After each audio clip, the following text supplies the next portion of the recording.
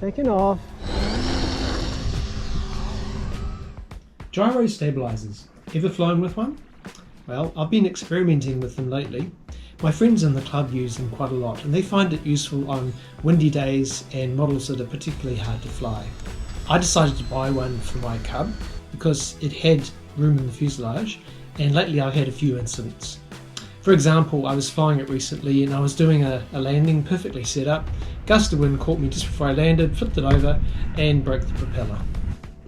I also think a gyro would be useful if you had a really expensive plane or one that was built with formers and ribs, which would be quite difficult to repair. This would minimise the risk of crashing, especially during landings.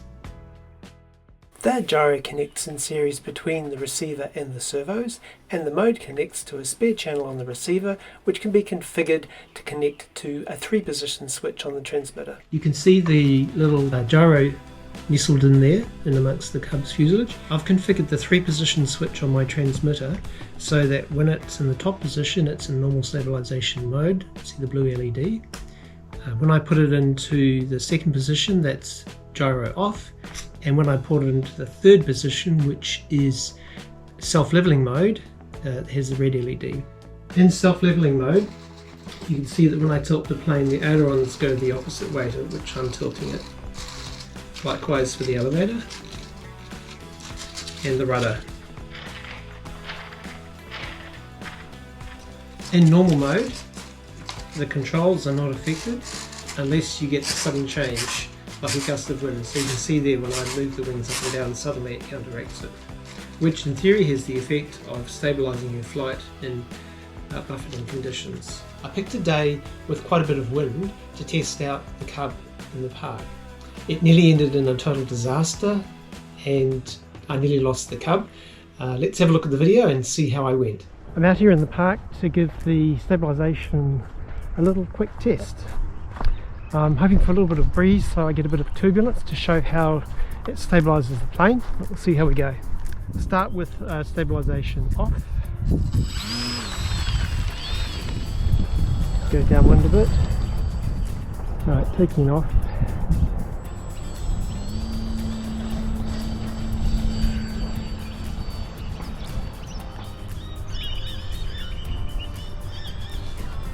Okay, this is flying with normal stabilisation off. And remember, I'm going to flick it into wind mitigation mode. Alright, wind mitigation mode. Right, seems very steady. Staying away from that tree. Very steady.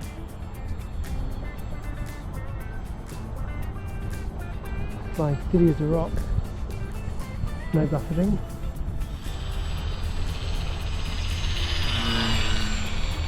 Flying very nicely. I'll get a bit of height now and we'll try the self-leveling mode.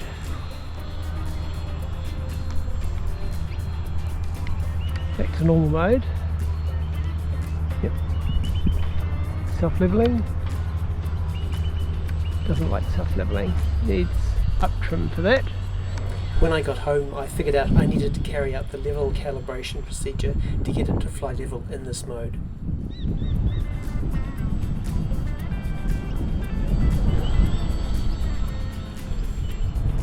I think I'll land it and try and figure this one out. Put it in normal stabilization mode and bring it in for landing.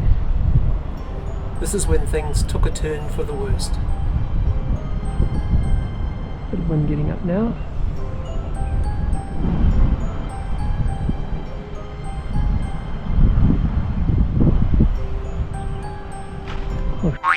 It's flew into a tree. Oh dear, I managed to lodge the plane about 10 metres up in a Moreton-Bay fig tree. It was really wedged in there. What to do? So I headed home to devise a plan to get it down, which involved twirling a shoe at the end of a cord to dislodge it. Well, if you can drop it down, like we can. This involved pinpoint accuracy to get the shoe over the top of the plane. After about 45 minutes and about 20 attempts, I finally managed to get a shoe over the plane. On that last attempt, I got a massive blister on my finger, which would have prevented me from doing any more throws, but fortunately, as you can see, we got the rope around the plane, and after about 15 minutes or more of joggling, we managed to get the plane down.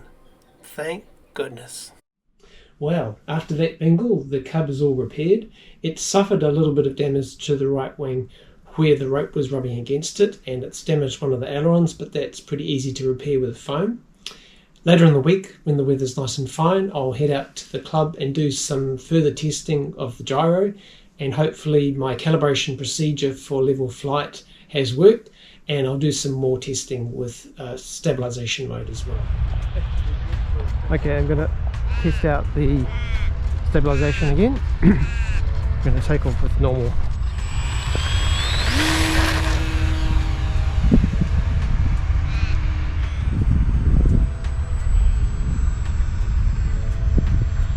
Flying super steady.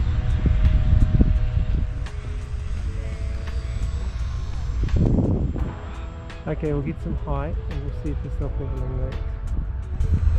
Flying with the birds.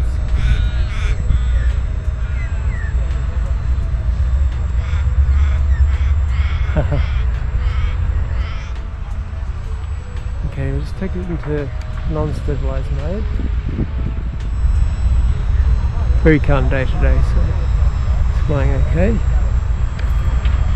Self-leveling mode. Still wants to dive a little bit. You can still fly it in self-leveling mode, it's just when you let it go, it just self-levels.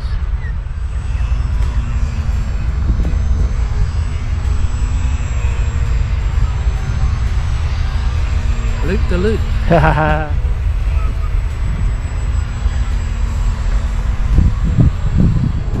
Right, I'm going to bring it in.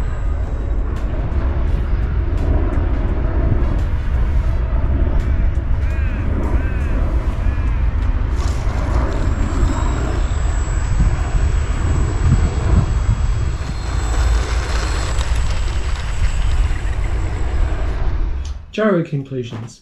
Before I get into that, I'd like to tell you about a mistake I made with the Expo setup on my transmitter. I watched a YouTube on how to set up Expo, and it said to set 0 to 100% positive. Unfortunately in my setup, this made the plane hypersensitive. Not great when you're just trying to fly the plane.